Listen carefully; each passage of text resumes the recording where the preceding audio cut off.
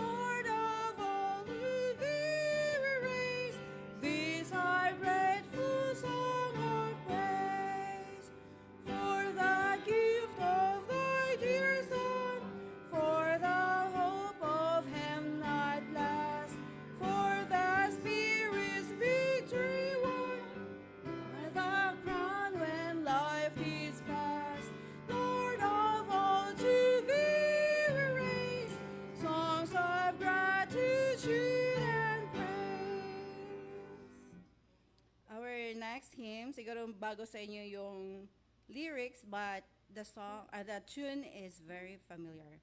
Go forth.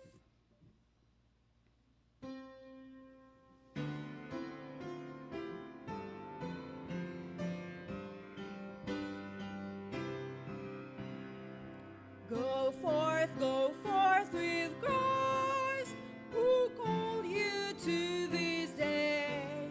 He who has led will lead and keep you in his way.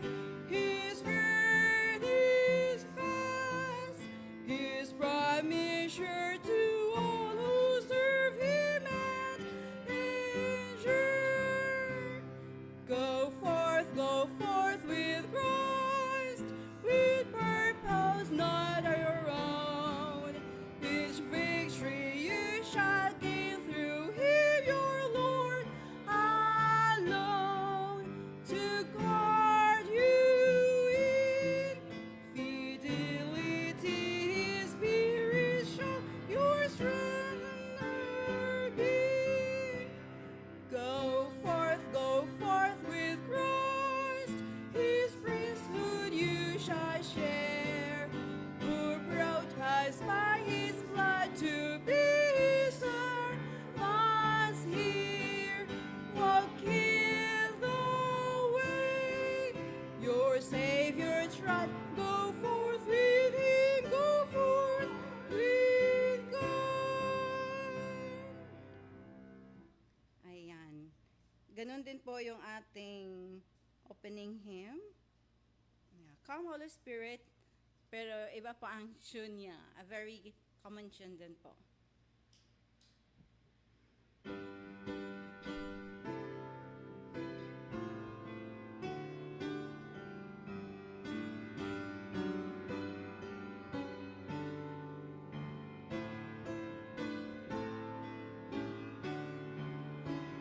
Shall we all rise?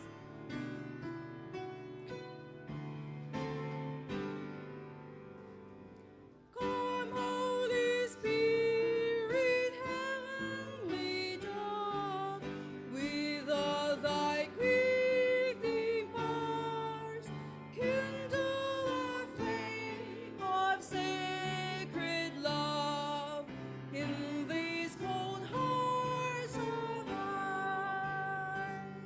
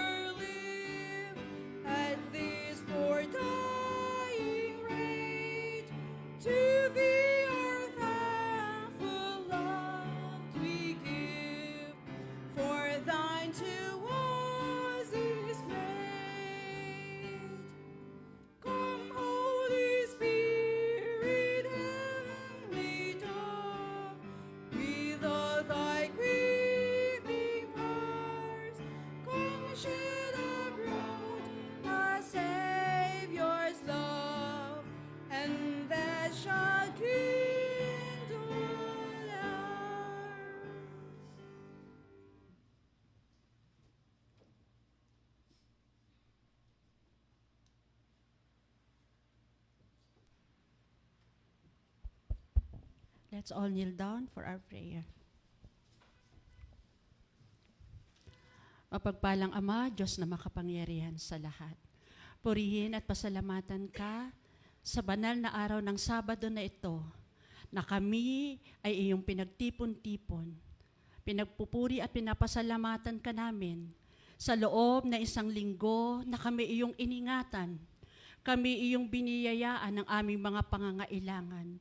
Kami ay iningatan at binigyan ng kalakasan ng aming mga kalusugan. Maraming salamat po. At sa mga oras na ito, inilalapit namin sa inyo ang aming ang inyo pong sambahay-sambahayan na ito. Nawa Panginoon, kayo ang manguna sa bawat isa sa amin. Banalin ang araw na ito na ang lahat ng aming paglilingkod na gagawin ay maging kalugod-lugod sa inyo. Pagpalain at ingatan ng aming mga kapatid na papunta pa lamang dito sa inyo. 7 pala pati si Jake. It's wonderful to see even a few faces this Sabbath morning. Sa likod pa, so I have to count you nasa likod. Oo. So right now, are we glad that this Sabbath day has come after the week's stresses? Are you glad? Yes. Can I see your beautiful smiling faces?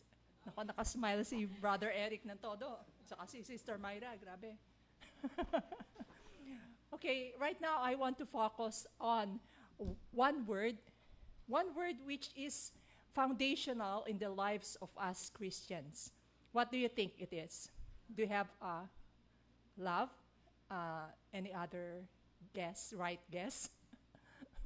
Right tapos guess. O sige. It's faith. It's faith, the foundational word in our lives as Christians. Faith. Faith is not just believing.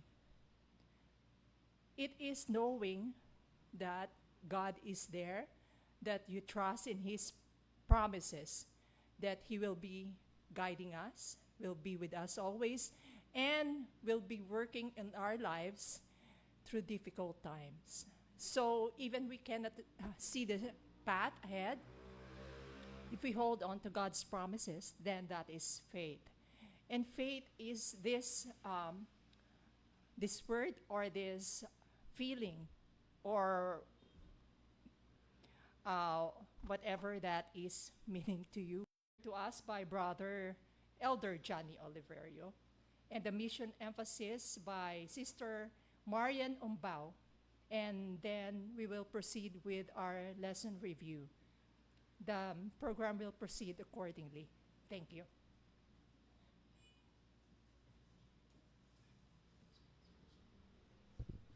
Ayan, happy Sabbath po muli.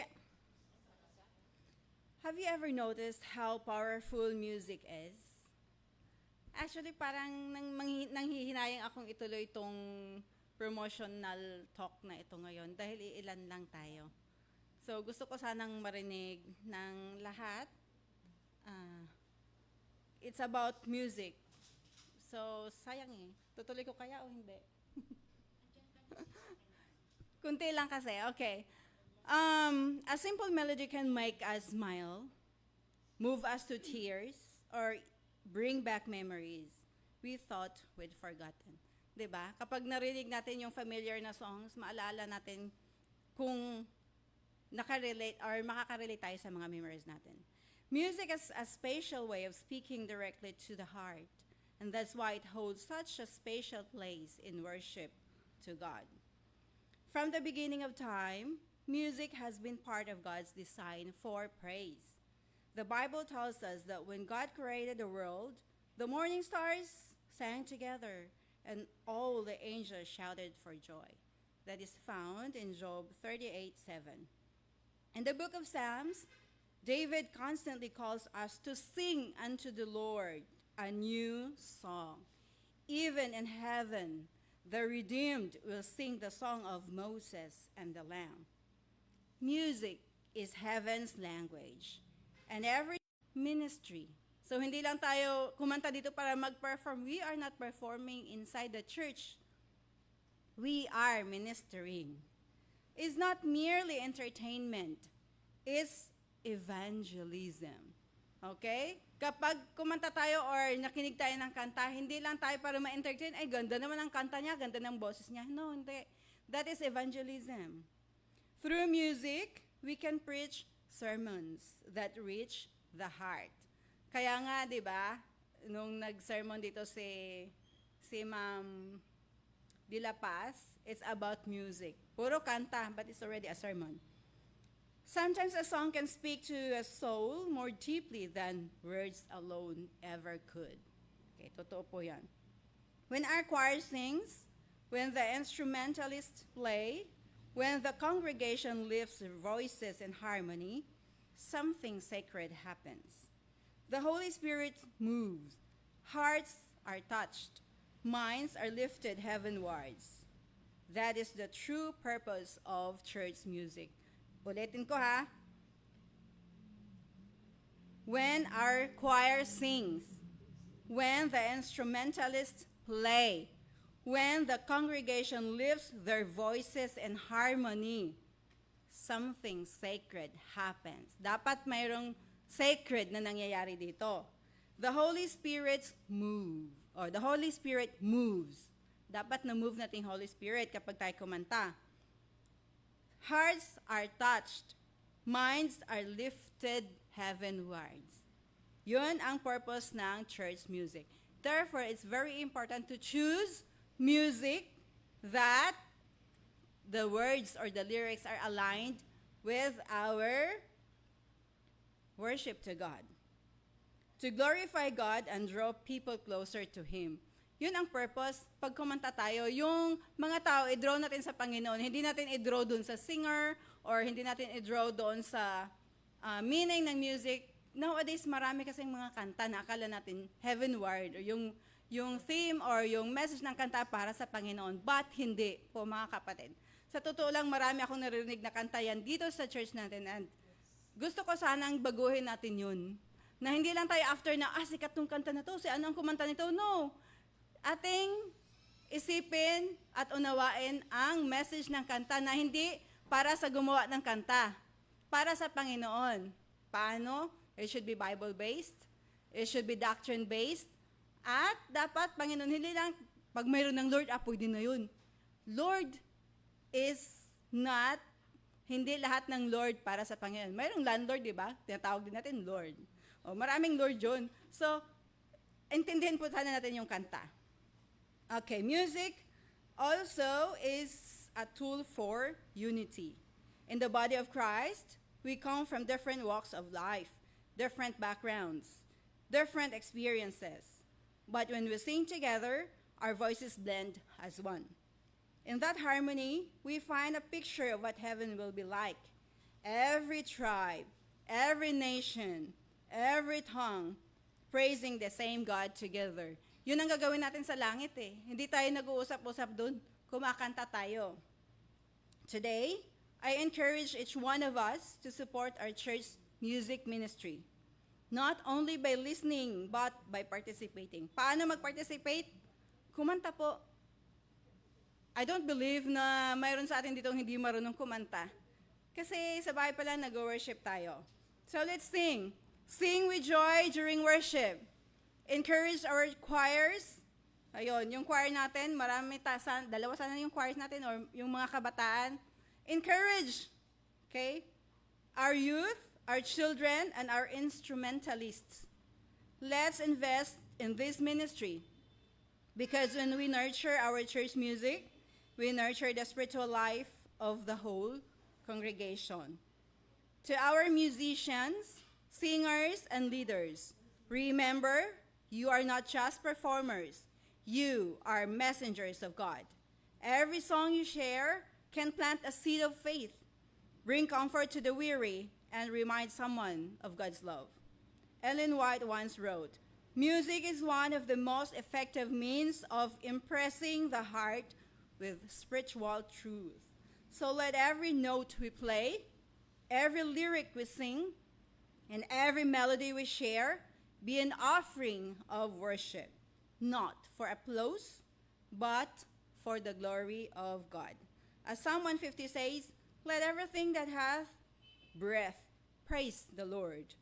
May our music always lift up Jesus, unite our hearts, and prepare us for that glorious day when we will join the heavenly choir and sing before his throne forever. Thank you, and may God continue to bless our music ministry. Sana po all of us will be encouraged to join our music ministry by just singing during our song service, opening song, at kung ano man po yung mga kantahan natin dito sa church. Happy Sabbath.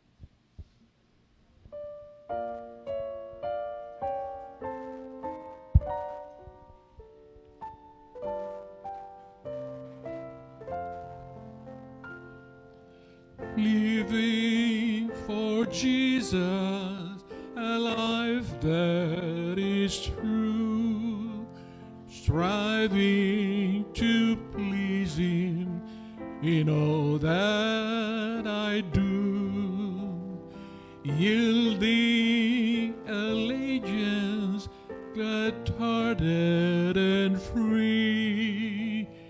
This is the pathway of blessing for me. Oh Jesus, Lord and Savior, I give myself to Thee, for Thou in Thine atonement I did Thyself to me. I owe no other master, my heart shall be Thy throne. My life I give henceforth to live, O Christ, for Thee alone. Living for Jesus, who died in my place, bearing on Calvary my sin and disgrace. Such love constrained me to answer His call, follow His leading, and give Him my all. Oh Jesus, Lord and Savior, I give myself to Thee, for Thou in Thine atonement didst give Thyself for me. I own no other master, my heart shall be Thy throne. My life I give henceforth to live, O Christ, for Thee alone. Living for Jesus through earth's little while, my dearest treasure, the light of His smile, seeking the lost one who died to redeem, bringing the weary to find rest in Him. Oh Jesus, Lord and Savior, I give myself to Thee, for Thou in Thine atonement didst give Thyself for me. I owe no other master, my heart shall be Thy throne. My life I give henceforth to live, O Christ, for Thee alone.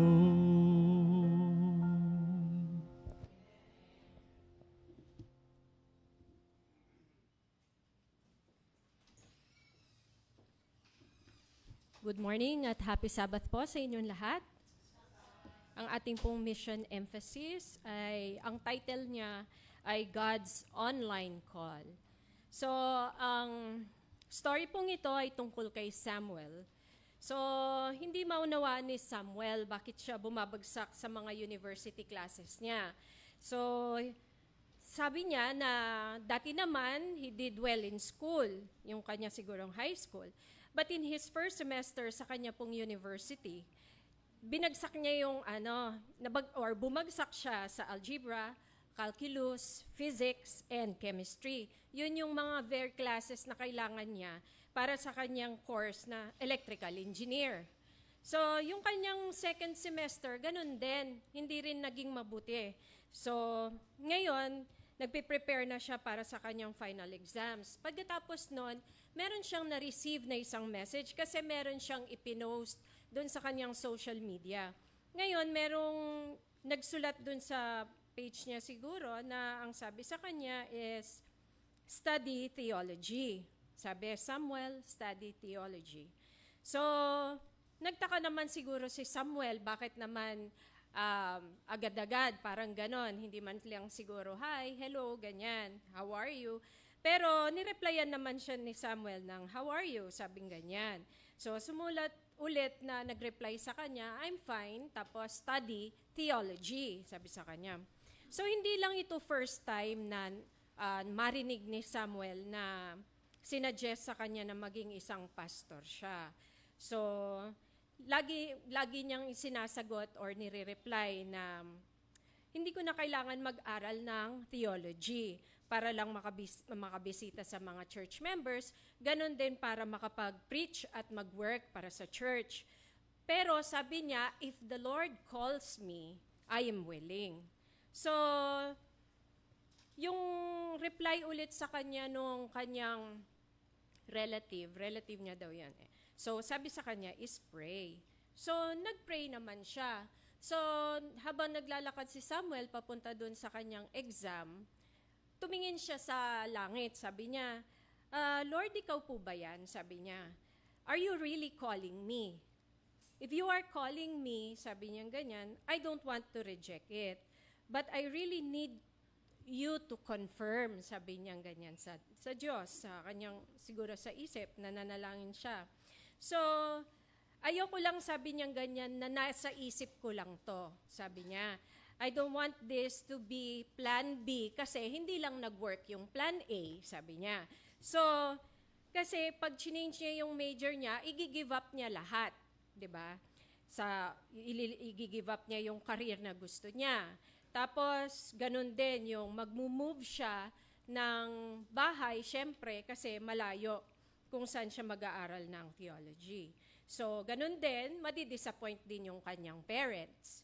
So, naalala ni Samuel yung kung paano nilid ng Diyos si Abraham, kung paano niya tinawag si Abraham, 'di ba? Hindi naman alam ni Abraham saan siya tutungo, saan siya pupunta.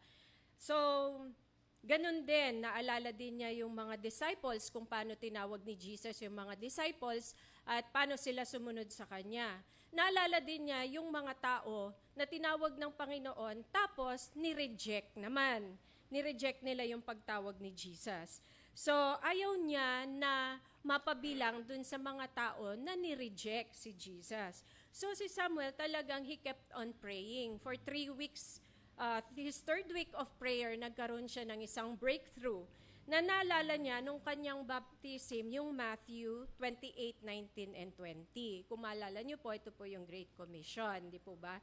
Nasabi, go therefore and make disciples of men, sabi niya, all nations, baptizing them in the name of the Father, the Son, of the Holy Spirit, teaching them to observe all things that I have commanded you, and lo, I will be with you even to the end of ages, sabi niya ganyan.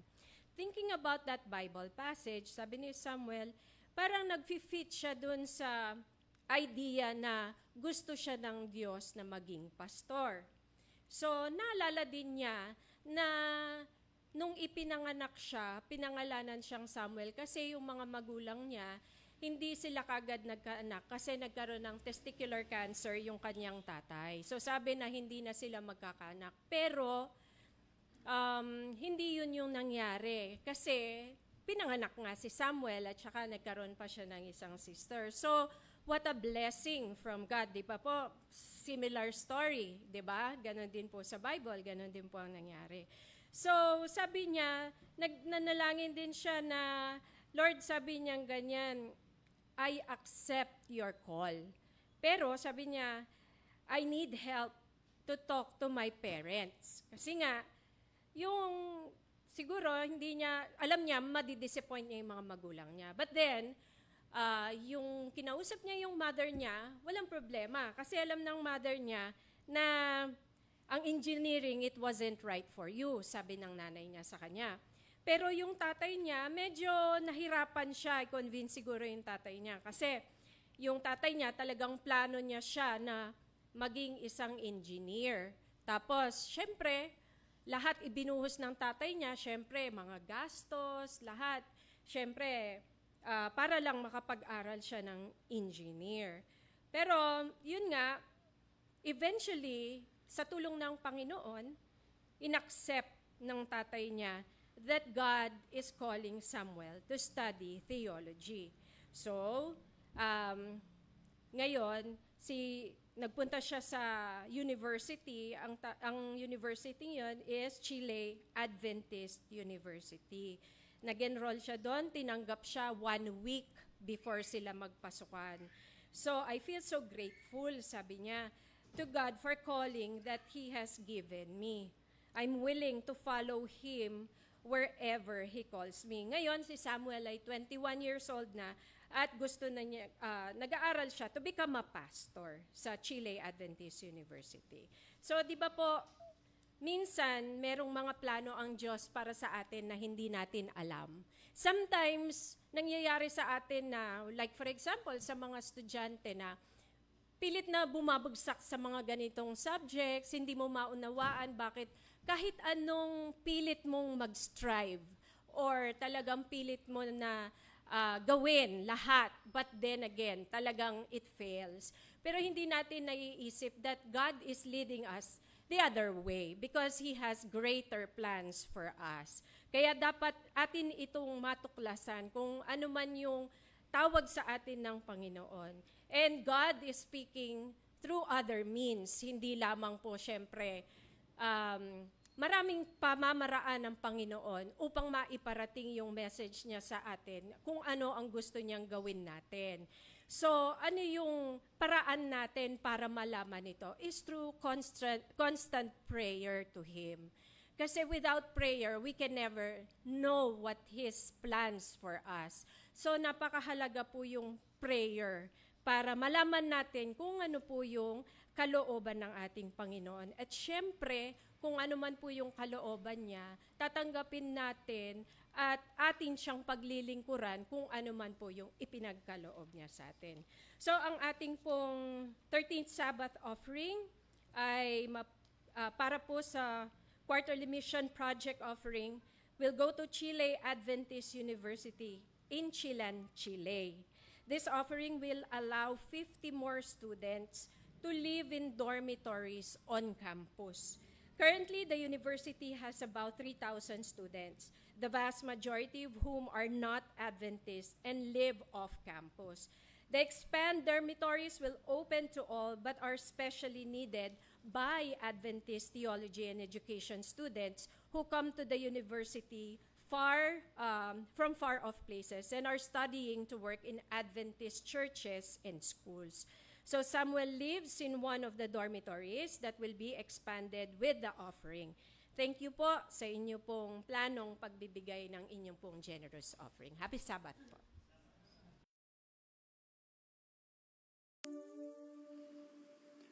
Ako po si Pastor John Alexis Mercado at patuloy po kayong sumusubaybay sa paglilingkod na ipinagkakalob po sa inyo ng 3 Points Ministries at napapanood din po ang ating pag-aaral na ito sa Hope Channel. Maraming salamat sa inyo pong patuloy na pagtangkilik at pagsuporta at pananalangin. Kung kaya naman ang ating gawain, both online and face-to-face, ay patuloy po na nangyayari. Maraming salamat po sa inyo pong pananalangin sa inyong lingkod, and we hope and pray na we will continue to be in good health. Patuloy po tayong gagabayan, sasamahan at papatnubayan ng ating Panginoong Diyos sa anumang mga hinaharap natin sa buhay na ito.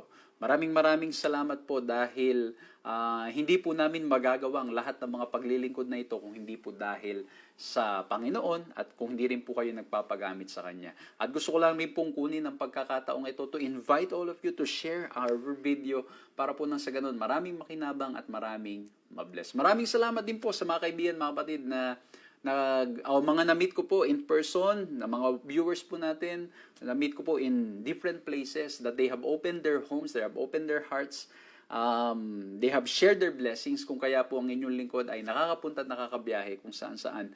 Maraming salamat din po sa Adventist World Radio sa kanila pong patuloy na pagpapadala rin po sa atin sa ilang mga lugar to do missions para nang sa ganun patuloy nating maipalaganap ang ebanghelyo at ang pangalan ng ating Panginoong Hesukristo. So muli po maraming salamat po sa inyo at nawa pong pag-ibig ninyo ang siyang patuloy nating maranasan sa lahat ng oras at sa lahat ng panahon. Okay, simulan po natin ito sa pamamagitan ng isang panalangin. Let's bow our heads and let's pray. Ama po naming Diyos, dakila't makapangyarihan sa lahat, hinihiling po namin ang pangunguna at ang inyong paggabay at nawa po ay ang pag-ibig po ninyo ang maranasan namin. Nawa po mahal na Diyos ay patnubayan kami, bigyan kami ng katalinuhan at kalakasan. Katalinuhan para maunawaan at kalakasan para mai-apply po sa aming mga buhay ito.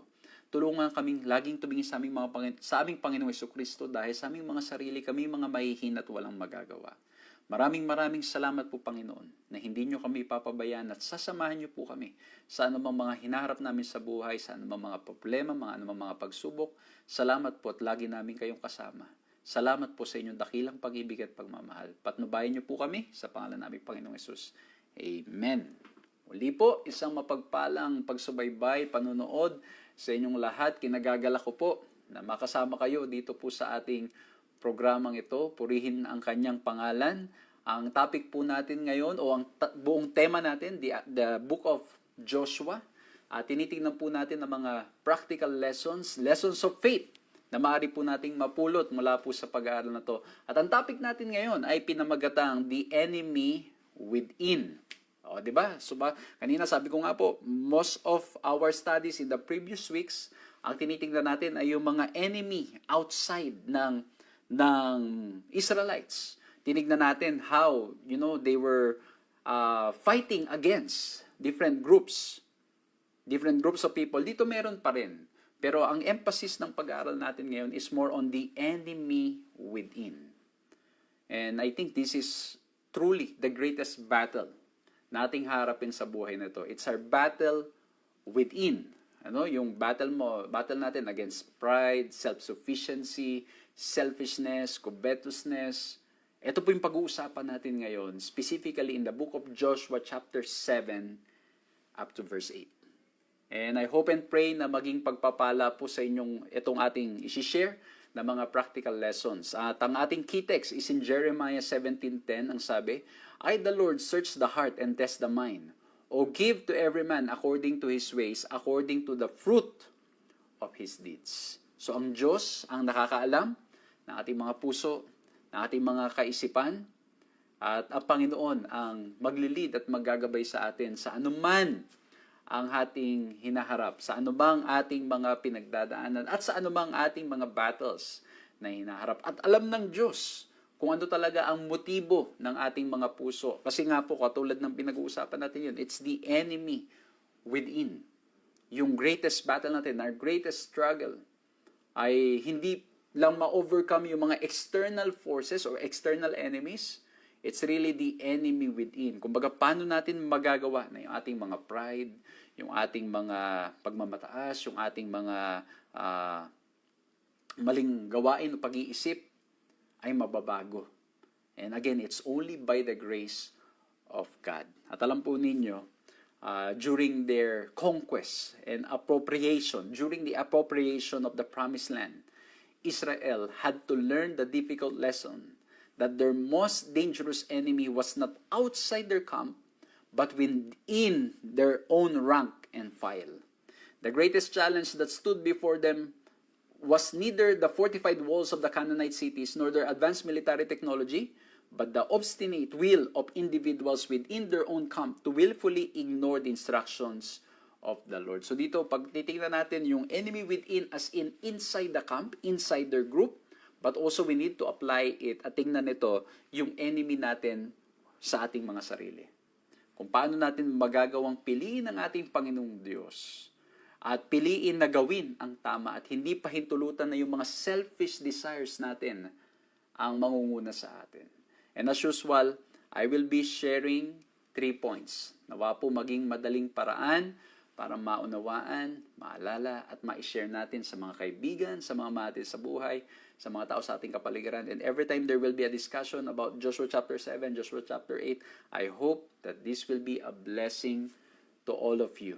Ano po, ito ay maging pagpapala sa inyong lahat. So muli po, purihin ang ating Panginoong Diyos at pag-aaralan nating mabuti ito. And kung meron po kayong ibang napulot na mga leksyon na hindi ko po mababanggit, praise the Lord po, kasi hindi ko po magagawang italakay lahat dito. What I want is to provide a practical way of looking at the lesson, how it relates to our lives, and hopefully, may apply natin, makita natin yung relevance ng story na to sa ating mga sariling buhay. And the first letter D na gusto kong po tingnan dito po sa topic natin sa chapter 7 and 8 ng book of Joshua is we need to look at the deal.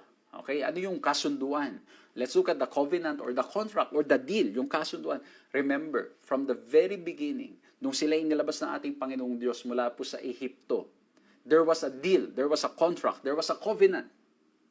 Sabi ng mga tao, sabi ng Diyos, this is what I will do. Sabi ng mga tao kagad, yes, gagawin namin lahat yan. And then there was clear stipulation, di ba po, pag covenant, kung naalala nyo po, hindi naman, pag covenant po sa Bible, ay meron pong both parties, they will agree.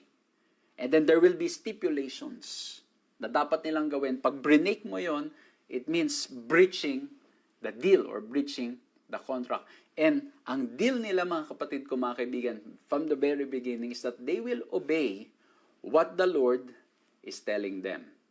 They will follow what the Lord will ask them to do. At hindi lang yon, kung ang sabihin ng ating Panginoong Diyos, turn left, turn right, they will follow. Because, why?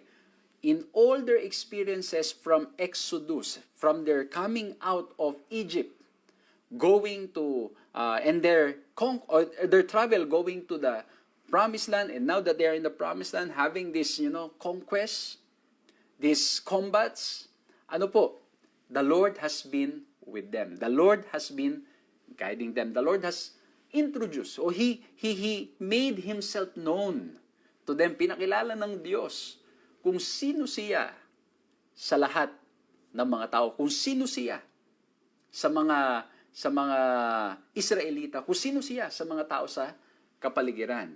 And nakita po how gracious, how loving God is. And then, kaya nga po yung sa 10 Commandments, even before the giving of the 10 Commandments, ang sabi doon sa Exodus 20, simula sa verse 1, di ba? I am the Lord who brought you out. Di ba? Verse 1 and 2, verse 3, no? Yung introduction, before the first commandment was given, thou shalt not have any other gods before me. The Lord needed to emphasize that I'm the Lord who brought you out of Egypt. Because of my great love, mercy, and grace for you. And so, yung deal, yung contract, ang Diyos ay hindi gagawa ng kontrata na para tayo ay ipahamak o para tayo ay mapasama. His contract o yung contract niya is designed to always be a blessing to us. His contract or His deal with us ay kailanman hindi tayo mapapasama. Even the things that the Lord is asking us to do, to sacrifice, it is really not for us.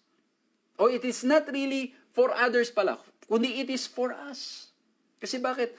When we follow the Lord, when we do what He tells us to do, it is in reality for our good. O di ba, yung lagi ko pong illustration yan, ang isang matinong magulang, hindi magpapagawa sa kanyang anak ng isang bagay na ikakapahamak ng kanyang anak. Hindi niya papagawa ang isang bagay na ikakasama ng kanyang anak. Ang gagawin lagi ng isang magulang, matinong magulang, ay para nang sa ganon, mapabuti. Maging maayos ang kanyang mga anak. Ano po? Kaya kung meron mang pagkasunduan o kaya sasabihin ng mga magulang, yung matinong magulang. Although, of course, tayong mga parents, we are not perfect. Ako po, I'm not perfect. Sometimes, may judgment, may mga yung pagtingin ko sa isang bagay can be wrong. Ano po, minsan yung aking assessment ng mga bagay can be hindi completely fair, di ba? Kasi as human beings, no, even though we try to be fair, we try to be, katulad ni God o katulad ni Jesus na love and justice, at times, minsan talaga mga kapatid tayo ay hindi nagiging tama yung ating assessment ng mga bagay-bagay. But at the end of the day, we do things because we love our kids. We tell them to do this because we love them. We want them to learn. We want them to grow. How much more ang Diyos na hindi nagkakamali? He's been fair, loving, and He's a God of justice, and there's no contradiction to His character. So whatever He tells us, it is for our good. Amen? Whatever He asks us to do, if He creates a covenant or makes a covenant or contract or a deal with His people, it is always for the benefit of His people. Hindi katulad ng mga ibang mga covenant, ng ibang mga deal, ng ibang mga contract, na ang design ay to gain, to benefit from it. O kaya naman ay parang maisahan yung isa. Hindi ko alam kung nakaranas na kayo ng ganyan, na yung kayo ay maisahan sa isang contract, sa isang covenant, o sa isang kasunduan. Di ba po marami na nangyayaring ganyan, na naisahan. Kumbaga nalamangan. Yung mismong design ng contract o ng deal ay hindi para sa ikabubuti. Pero ang Diyos hindi ganon. Ibahin natin ang Panginoong Diyos. When He makes contract, when He makes a covenant, when He makes a deal with His people, it is always for the good of His people. But what happened? Okay? Ano po nangyari? Ayan, magandang balikan ninyo yung mga topics natin about sa Exodus and then dito po sa Joshua. Kasi magkasunod yan. Balikan po ninyo. We emphasize so much on the covenant, the love of God, the deal of God with us. Pero ano po nangyari sa Joshua 7:1? But the people of Israel broke faith in regard to the devoted things. For Achan, the son of Carmi, son of Sabdi, the son of Sarah, the tribe of Judah, took some of the devoted things, and the anger of the Lord burned against the people of Israel. Ano daw po ang nangyari? Ang nangyari po dito, brinok ang faith, brinok ang deal ng bayan ng Israel. Kasi bakit po si Achan in-emphasize kagad? Kasi remember, ito'y sinulat, binigay na kagad sa atin ng context, sinabi na kagad na si Achan ay merong kinuha na hindi dapat. Kaya ang sabi dito, the anger of the Lord burned against the people of Israel. Tandaan nyo mga kapatid, yung contract, yung deal, kapag inyong nagkaroon ng breach of contract, automatic, the other party can just, okay, done deal. Tapos na. Wala na. Tapos na yung usapang to. Hindi ko na ano yan. Wala na akong right o hindi ko na kailangang i-fulfill pa yung part ko kasi meron na nag-breach ng contract. May nag-breach na nung deal. Meron nang nandaya sa deal. But of course, we will see the graciousness of God that He will still reach out to the Israelite even after disobeying and not following the deal that they have made with the Lord. Ganyan kabuti ang ating Panginoong Diyos. Pero ang point, ito po, si Achan. Pero hindi lamang yun. Meron pa po. Pag itinuloy natin ang basa, sa verse 2 to 5, medyo mahaba to, pero I want to read kasi dito makikita po natin, ano bang nangyari talaga? Aside from the sin of Achan, what else have they done? Joshua sent men from Jericho to Ai, which is near Bethaven, east of Bethel, and said to them, go up and spy out the land. And the men went up and spied out Ai. And they returned to Joshua and said to him, do not have all the people go up, but let about 2,000 or 3,000 men go up and attack Ai. Do not make the whole people toil up there, for they are few. So about 3,000 men went up there from the people, And they fled before the men of Ai, and the men of Ai killed about 36 of their men and chased them before the gate as far as Sebarim and struck them at the descent, and the hearts of the people melted and became as water. Ano daw po ang nangyari dito? Ang nangyari, sabi ng mga spy, kaya na natin, konti lang. Wag na natin lahat ng tao natin. At ang nangyari po, natalo sila. So ano po nangyari? It's Achan's sin and Israelites' overconfidence in their own strength. So ang nangyari po, ang deal, susunod sila sa kalooban nating Panginoong Diyos, gagawin nila kung anong gusto nating Panginoong Diyos, aasa at magtitiwala sila lagi sa ating Panginoong Diyos. But in here, aside from Achan's sin, they were trusting more sa kanilang mga sarili. Honestly, connected to dun sa second point natin. But ang gusto kong emphasize dito, there was a breach of deal, of covenant, because of Achan's sin and overconfidence. Ayan, mga kapatid ko, mga kaibigan. Di ba, meron akong sermon dito na ang tawag ko, The Right Start. Pero ang na-realize ko, you can have the right start, but have the wrong ending. Maganda sana kung right start, nagkaroon ka wrong in the middle, and then you were able to correct it up to the end. Ano? Kasi, di ba, gano'n naman talaga. We can start right, nagpo-fall tayo, bumabagsak tayo from time to time, but by God's grace, He will raise us up, tutulungan niya po tayo, gagabayan niya tayo, at papatnubayan niya po tayo. So, eto po, no? So, Achan's sin and Israelites' overconfidence. Ang nangyari po pag minsan sa umpisa, umaasa tayo sa Panginoon, nagtitiwala tayo, todo pray tayo, pero nung nasanay na tayong gawin, imagine ko, ganito na po siguro nangyari, they were so overwhelmed by their wins, by their success, their triumph, by their conquest, na sila'y nananalo sa lahat na kanilang ginagawa. And so, they were overconfident. At minsan pwede rin po mangyari sa atin na nalilimutan na nating ilapit sa Panginoon. Ako po personally, sabi ko, abang inaaral ko to, parang totoo nga, no? Parang minsan, parang you get so confident, you get so used to doing things, parang you can do it on your own. Kumbaga, nawawala ngayon yung parang hindi na nagiging natural yung pag-connect mo sa Diyos na you need His support and help and sustenance para na sa ganun magawa yun. Kasi parang meron ka ng feeling na, kaya mo naman eh. Kaya naman eh. So, dito po, it's a reminder for us not to breach the deal. By what? Yung Achan's sin, na pag-uusapan natin more sa second point natin, and at the same time, not to breach the deal because of overconfidence. Na huwag tayong umasa masyado sa ating sariling kakayanan. Minsan po ganun na nangyayari. Maasa tayo masyado sa ating sariling kakayanan. Masyado tayong nagtitiwala sa ating mga sariling kagustuhan.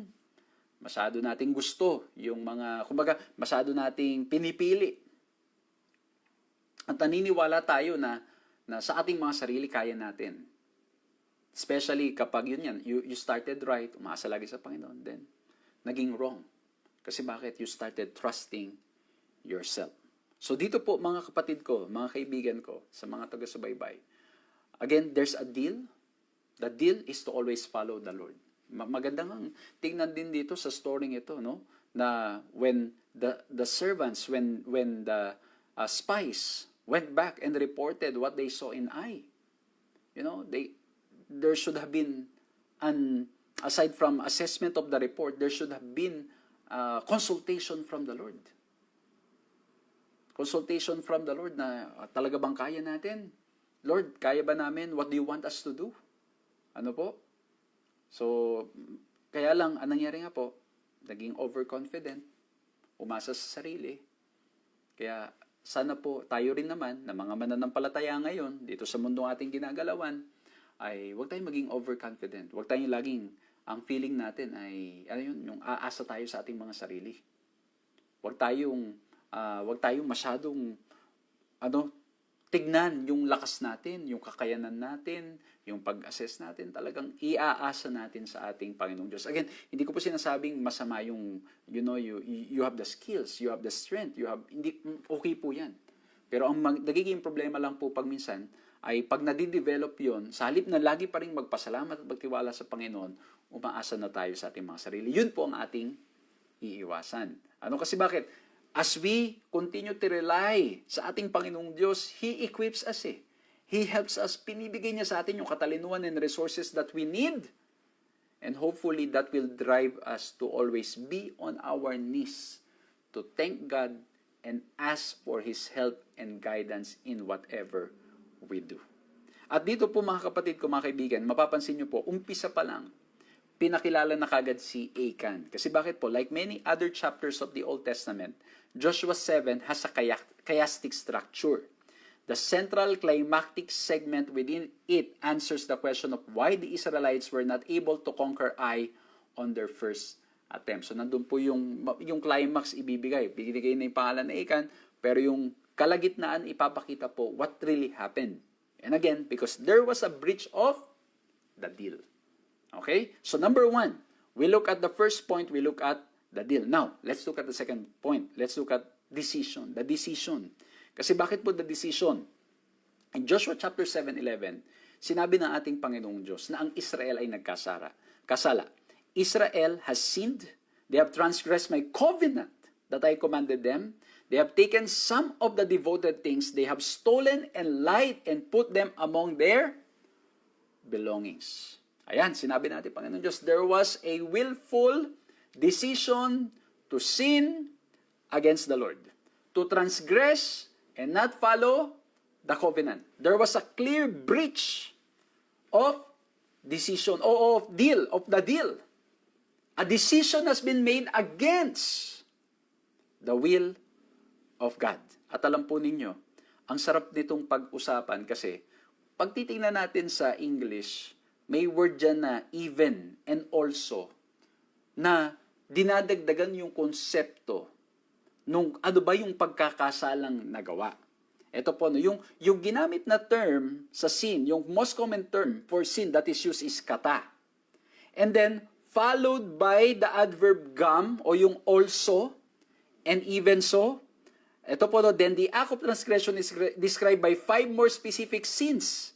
Kumbaga nagkasala, kata, and then also, ito po, abar, which is to conquer or to cross over, to transgress, and then lakak, even taking from the things devoted to destruction, kerem, and also stealing, ganab, and also deceiving, kakash, and even putting sim, the stolen kerem, among their possessions. So ibig sabihin mga kapatid, talagang based on the development of the words being used, when you look at the Hebrew Bible, talagang yung ginawa is a willful decision to oppose and not follow what the Lord wants. Okay? So, ang galing, no? Ang sarap pag napag-aaralan yung original language. Although in English, we can also see some of it, pero in English, sa Hebrew, sa original language, mas lalo pa po nating na-appreciate at pinapakita based, kasi meron nga po yung mga literary style of writing. At minsan yung pagsulat nila is very creative, and based on how they write it, makikita mo how the author is slowly building up yung point. Slowly binibuild up niya yung ginawa. At dito po kita po natin na slowly binild up at pinakita at sinabi dito ano yung pagkakasalang ginawa, that it's really a willful decision to sin against the Lord. And in reality mga kapatid, tayo rin naman mga mananampalataya, may mga pagkakasala tayo na hindi natin sinasadya. But there are also sin na tayo ay, ano pong ginagawa natin? Na tayo ay intentional. And sometimes, yung pagka-intentional ng pagkakasala, it leads to, it develops at lalong lumalala ng lumalala. And that's why we need to always come to the foot of the cross. Lumapit sa ating Panginoong Diyos para nang sa ganon ay matulungan po tayo sa ating mga desisyon na lahat ng ating gagawing pagdidesisyon ay sang-ayon sa kalooban ng ating Panginoong Diyos. Na yung lahat ng ating gagawing desisyon ay nakaakma sa kanyang kalooban. And if we sin, we have an advocate. We have our Lord and Savior Jesus Christ who can help us. So ito po, sinasabi ngayon na ating Panginoong Diyos, nagkasala ang Israel, ito ang kanila. Meron dyan na itong ginawa, nagkasala siya, and also, dagdag ng dagdag, nagpapakita na talagang yung pagkakasala is a willful decision. Mabigat yung ginawa, and that's why the Lord was not pleased. That's why they were not able to conquer Ai. Natalo sila because again of Achan's sin and overconfidence. And that's why after telling them that they have sinned, that they have made this decision, God is giving them an opportunity again to decide to do the right thing. In Joshua 7:13, get up, consecrate the people and say, consecrate yourselves for tomorrow, for thus says the Lord, God of Israel, there are devoted things in your midst, O Israel. You cannot stand before your enemies until you take away the devoted things from among you. Ang nagustuhan ko po dito, yes, there was a call to consecrate. Ayan mga kapatid ko, mga kaibigan. The only way we can win battles, especially in this life, especially when it comes to the things that we're facing, is to consecrate ourselves. Alam niyo mga kapatid, minsan talaga, kahit po ako ngayon, I'm starting to realize and see. Minsan parang gusto mong ilagay sa kamay mo. Parang minsan gusto mong gamitin yung mga connections mo. Minsan parang, you just want na talagang magawan ng paraan. Yung mga bagay-bagay. Pero dito ang sinasabi natin, Panginoong Diyos, first you consecrate yourself. Magpakalapit-lapit ka sa akin. Magpakalapit muna sa ating Panginoong Diyos. We are called, we need to decide to choose Jesus, to choose God. Sa anumang sitwasyon, anumang hinaharap natin sa buhay na to. Amen? Dapat tayong patuloy na mag-aral ng salita niya, magpakalapit sa Kanya, manalangin, isuko yung lahat ng ating mga kahinaan, mga pagbagsak at marami pang iba. We cannot do it on our own. At ang sabi pa po dito, consecrate yourselves for tomorrow. God could have dealt with it right at that very moment. Di ba minsan, you want to, caught in the act na. Kumbaga wala nang time to prepare. Minsan tayo, ganun eh. Minsan meron tayong ganung concept na hindi, ngayon na kagad, para caught in the act, para wala na siya maire-reason na talagang ganito. But in here, there was the call of God is to consecrate themselves today, and then tomorrow ay i-deal sila na ating Panginoong Diyos. Ano? Kaya ito, ang ganda nito. He allows a time span between the announcement of the procedure and its application, which gives Achan time to think, repent, and confess his sin. Similarly, his family, if they knew what happened, has the opportunity to decide whether they want to be involved in the cover-up or refuse to be accomplices. Kumbaga, nung sinabi natin, Panginoong Diyos, na sige, consecrate yourself, and then, tomorrow, ito yung mangyayari, as they consecrate themselves today, that's an opportunity na sila ay mag-decide na piliin ang ating Panginoong Diyos at hindi lang piliin ang ating Panginoong Diyos, at opportunity to decide, to make that decision, to humble themselves and admit na nagkamali. Can't you see, mga kapatid, mga kaibigan, the grace of God? Or can you see the grace of God in this story? Minsan na-emphasize lang natin yung justice eh. Na-emphasize natin doon sa topic yung decision na gagawin ng Diyos o yung punishment. But we did not see the grace.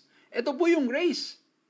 Binibigyan ng pagkakataon si Achan na makapagsisi. Binibigyan si Achan ng pagkakataon para pag-isipan niya at i-confess niya.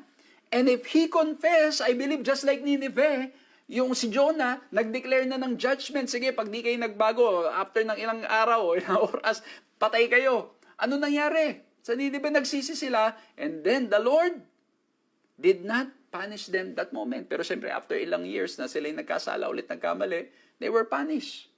Yung righteous judgment natin, Panginoong Diyos. It was an opportunity.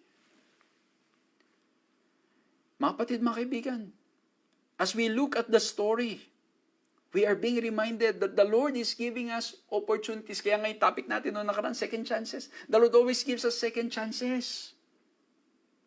Ngayon ang tanong, yung opportunity na ibinibigay na ito, gagamitin ba natin sa tama? Magdidesisyon ba tayo na piliin ang Diyos, piliin ang tama, piliin ang kalooban niya? Or, ang pipiliin natin ay yung ating sariling mga kagustuhan. Ang pipiliin ba natin ay yung ating mga gawa-gawa lang? O yung pipili natin ating mga sarili. Kaya nga, di ba, the greatest battle, di ba? Kumbaga, alam na in-announce na may nagkasala, may nagtatago. Ang tanong, mga kapatid, pipiliin bang magpakumbaba or you will insist, ipipilit mo na tama lang ginawa mo. So, this is an opportunity for us. This is an eye-opener of God's grace that He gives us chances to repent. At kung i-apply natin ngayon, mga kapatid, we don't know tomorrow. We don't know if we will be alive tomorrow. Grabe mga calamities. Grabe yung mga nangyayari sa mundo natin. Grabe yung mga pagsubok. Grabe yung mga pagsabog ng yung mga bulkan nagiging active, yung mga earthquake, kagutuman, yung weather palit-palit. Kaya po ang katanungan, we don't know tomorrow, but we can decide today to submit and surrender it all to Christ. Surrender it all to the Lord. He's giving us a time to think about it, to repent, and to confess our sins. So ito na. Sa halip na lumapit si Achan, pagpakumbaba na, hindi niya na sana hintay yung kinabukasan. Yung gabing yun, lumapit na siya kay Joshua. Nag-confess na siya ng pagkakasala niya.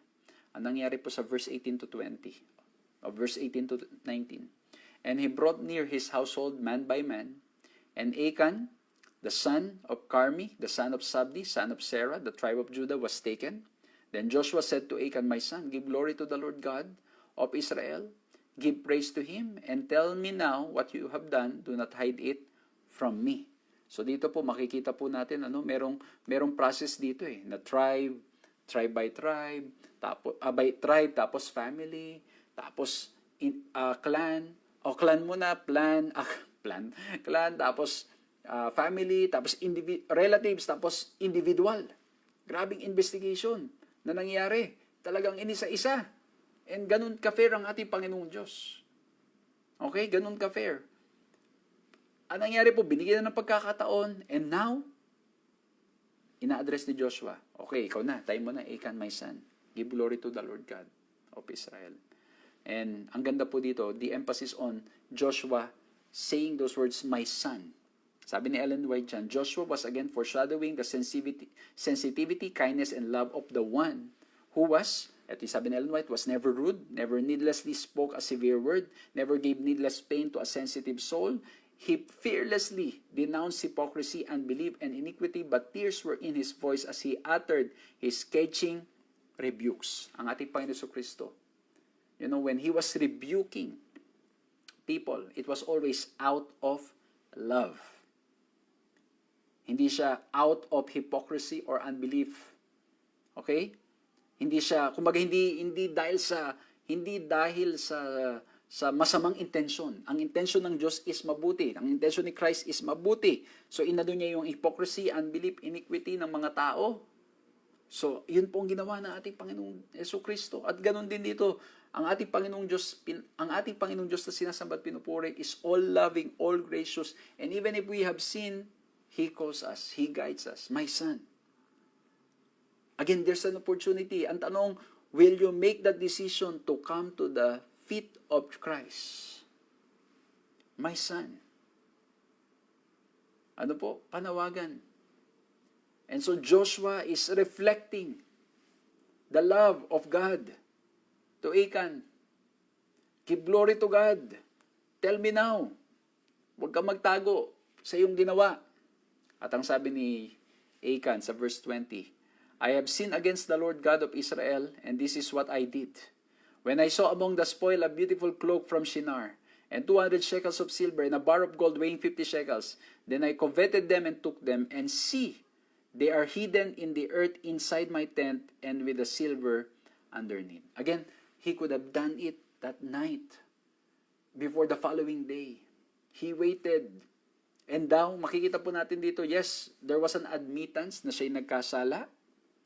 At nakita po natin dito, sinabi niya, yung mga bagay na kanyang kinuha, yung mga bagay na kanyang nakitang maganda, na mismo ang sabi ng Diyos, wag, kasi bakit? Yung mga bagay na yan ay hindi maganda sa inyo. At minsan mga kapatid, ito talagang nangyayari.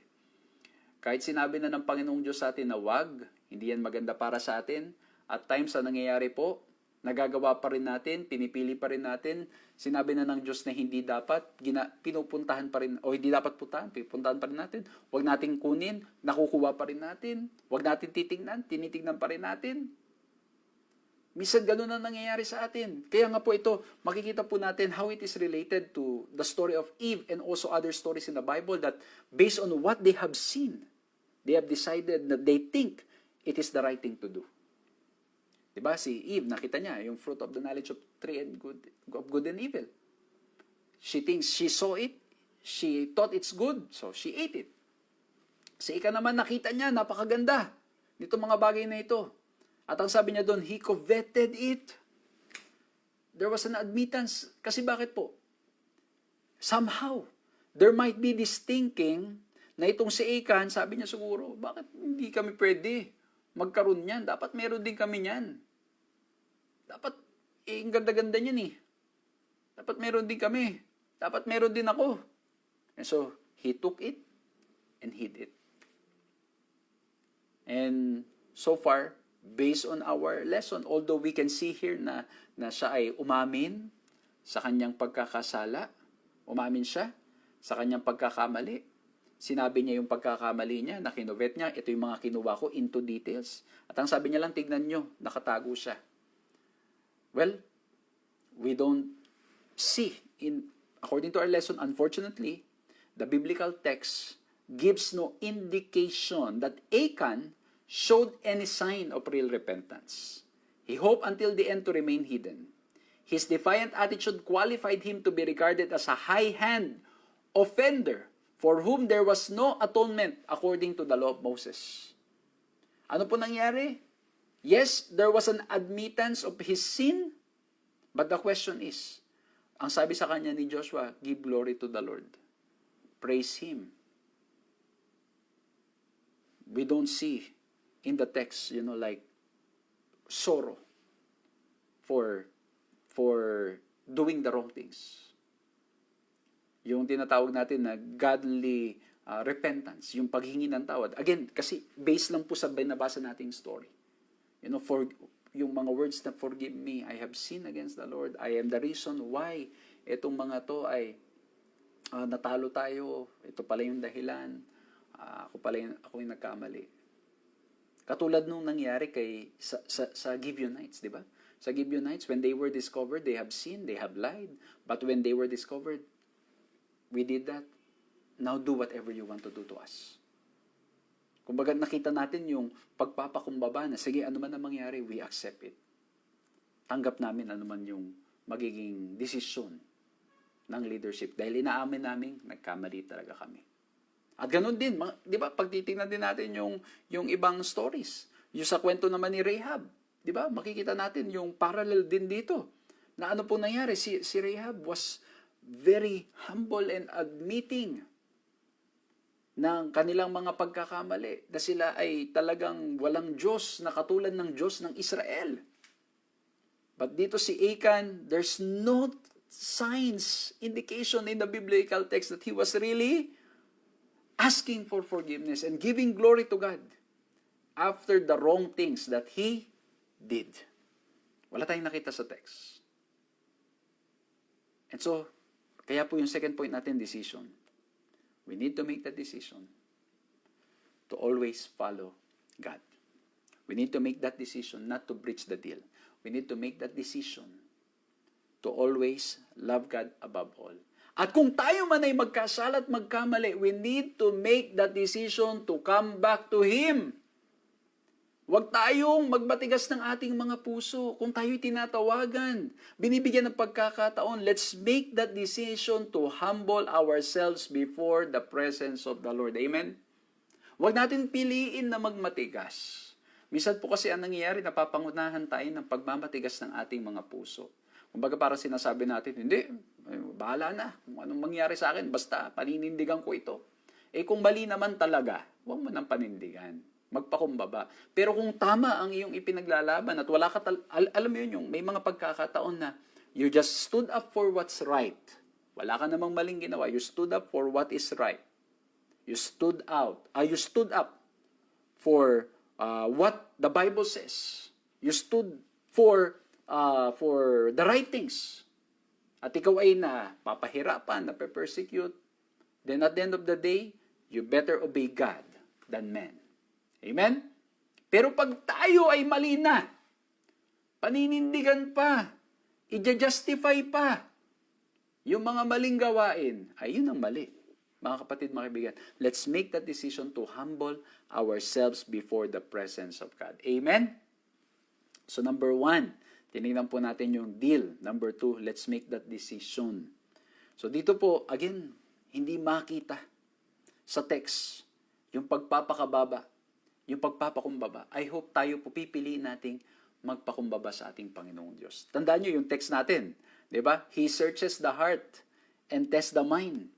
Alam ng Diyos kung ano yung nasa puso natin. Kaya nga kahit maganda yung iyong ginagawa, kung sa puso mo mali, ay wala yan. Kung kahit na yung ginagawa natin ay maayos, pero sa puso natin, ang motibo natin mali, ay wala tayong magagawa. Meron tayong magagawa pala. Kumbaga ang point, nakaalam ng Diyos yan. Alam ng Diyos yan. Ang magagawa natin ay magdesisyon na magpakumbaba. Ano po? Kaya po dito, pinapaalalahanan tayo, let's humble ourselves before the Lord. Ang ating Panginoon Jesucristo, hindi nagkasala, and yet He humbled Himself. He became man.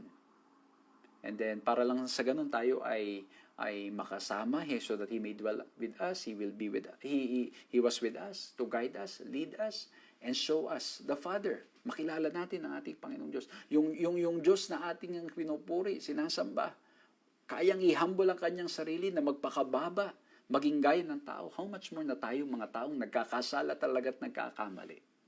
Kaya nga po, may mga napapanood akong mga palabas na mga documentary and also mga true-to-life stories na ang ganda na madalas may maririnig ako na, alam mo, minsan kasi yung paghingi ng tawad is seen as weakness. Humbleness is seen as weakness. But no, humility is a strength. You know, to admit that you're wrong, to admit that you don't know, to admit that you need help is a strength. Although, sa mundo natin ginagalawan, sometimes it can be seen as a weakness. But in the eyes of God, it's seen as strength.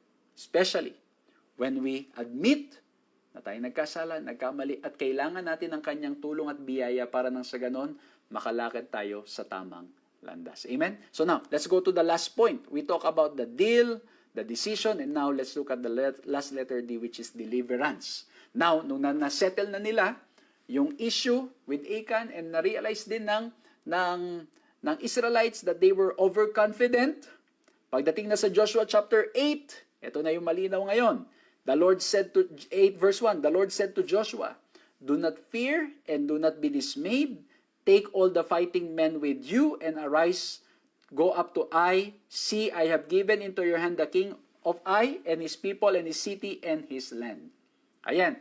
Tingnan nyo kaninang sabi nila, wag na isama lahat ng tao. Okay na yan, kaya na natin. Overconfident. Pero dito sabi ng ating Panginoon Diyos, take all the fighting men with you. Pero ano ang reason na magiging deliverance nila? Is it because of all the fighting men? No. The reason for the deliverance, for their winning, is that I have given into your hand the king of Ai. Marahil pwede nating sabihin, no? Ba't ibibigay naman na pala yung kamay o yung kingdom of Ai? Ba't kailangan pang lahat pumunta? Again, mga kapatid, the Lord knows the best. The Lord knows how to solve this kind of issues. The Lord knows what we need. The Lord knows. The Lord is perfect in all His ways. So we cannot question. And so in here, the reason for their deliverance is now not because that they are going there in full force, but because the Lord has given the king of Ai into their hands. And of course, para nang sa ganun, ma-access nila itong pagbibigay ng king of Ai into their hands, anong kailangan nilang gawin? Sumunod. Susunod sila doon sa panawagan at sa instruction ng Diyos na dapat lahat ng fighting men involved. Ano po? So, nandun pa rin yung pagsunod.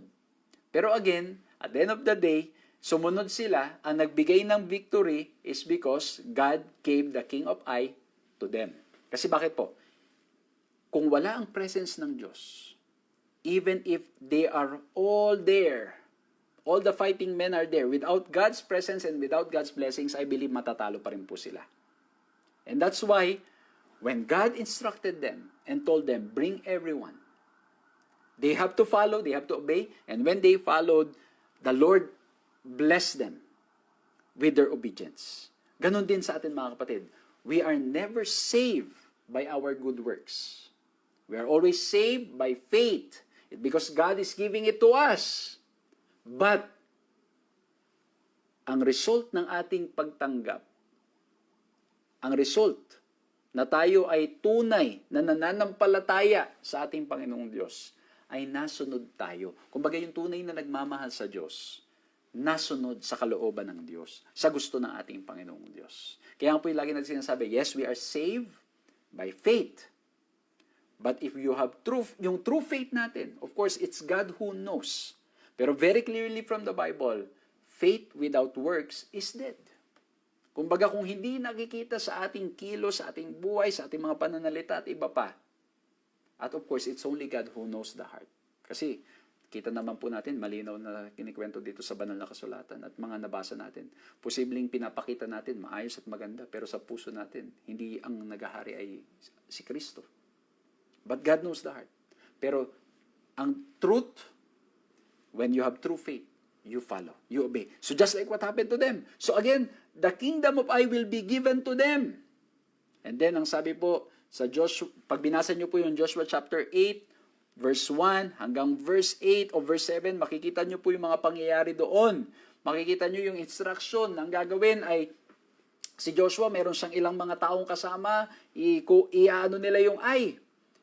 I-attract nila yung mga army kasi kung yung Ai naman, naging very overconfident sila, thinking nila, kaya na natin yan, natalo natin sila noong una. So when they followed, i-ambush nila yung mga other men ready to ambush the city and they will set the city on fire. Ito po sabi sa Joshua 8:7.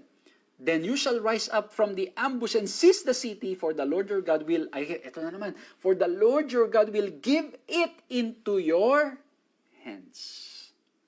Ang success, ang ating tagumpay sa buhay na ito, it's because God is giving it into our hands. Pero, makikita natin dito sa story, yes, the Lord is giving it into our hands, but we need to do our part. Ano yung part natin is we believe in God, and because we believe in Him, we believe in His grace, we believe in His power, we believe in what He's offering us, we obey. Naniwala yung bayan ng Israel, magtatagumpay tayo sa ating Panginoon Jesucristo. Dahil nagtitiwala tayo sa Kanya, nagtitiwala tayo sa Kanyang deliverance, nagtitiwala tayo sa Kanyang pagliligtas, whatever He tells us, we will do. Iba kasi yung susundin ko para ko'y maligtas. Iba yung susundin para maligtas, iba yung nasunod dahil naranasan ang pagliligtas at biyaya ng ating Panginoon Diyos. Kaya po dito pinakita na, God is gracious, God is love. And when you believe in Him, when you love Him, when you accept Him as your Lord and Savior, whatever He tells you, you and I will follow. Again, ulitin ko po ha, walang merits yun sa kaligtasan natin. Walang merits. Kumbaga walang karagdagan. Yung ating pagsunod, hindi nadadagdagan ng pagsunod natin yung ginawa na ng ating Panginoon Kristo, because what Christ did is already complete and perfect.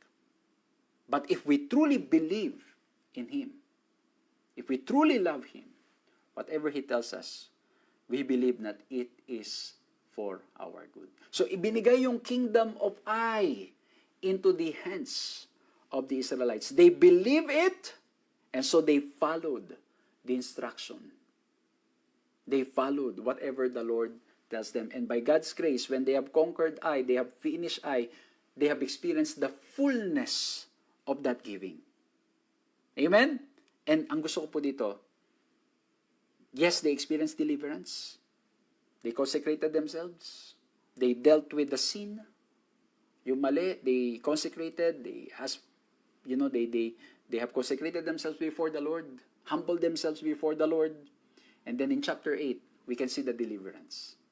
Pinagtanggol at ibinigay ng ating Panginoong Diyos ang tagumpay. Kaya nga po lagi ko sinasabi, common theme to sa book of Joshua and Exodus. It is God who gives. It is God who gives. Pero nagustuhan ko, babalikan lang natin sa Joshua chapter 7. Nagustuhan ko po yung development ni Joshua. Kasi bakit nung una parang, more ang focus niya is yung manalo. Manalo lang, hindi matalo ang Israelites. Pero pagdating po sa Joshua 7:9, ang sabi niya ganito, "For the Canaanites and all the inhabitants of the land will hear it and surround us," nung natalo sila, "and cut off our name from the earth, then what will you do for your great name?" Kumbaga, ang concern ni Joshua is not just about the Israelites, but it's about the name of God. It's about the character of God. It's about the glory of God. Na it's not just about winning. It's not just about Israelites winning. Because the great purpose is for God to be known all throughout the world. Sa pamagitan ng Israel, makilala ang ating Panginoong Diyos. So sabi ni Joshua, paano yung pangalan mo, Panginoon?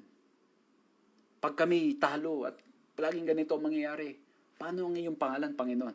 Kaya po ito, in the context of the Hebrews taking the land, great issues and principles were involved, which included bringing honor and glory to God, who was also the only hope for the pagans as well as for Israel.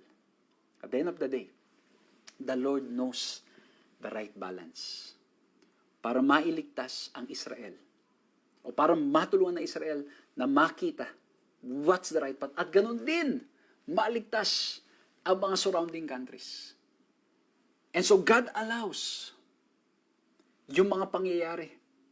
And even when Israel is losing, the ultimate purpose is patuloy pa rin mabring ang glory and honor sa ating Panginoong Diyos. That's why we will see in the next na mga libro, pag binasa niyo ang buong Old Testament, you will see that Israelites will not always win. Kasi sometimes they will be so absorbed sa kanilang mga sarili, magkakasala sila, they will fall and the Lord will allow them to be conquered.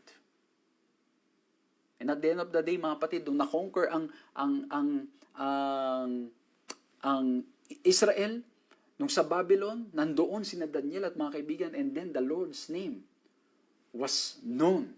Because again, the ultimate goal, makilala ang Diyos at maligtas ang mga tao. Hindi lamang ang Israel, kundi maging yung mga pagan nations sa paligid.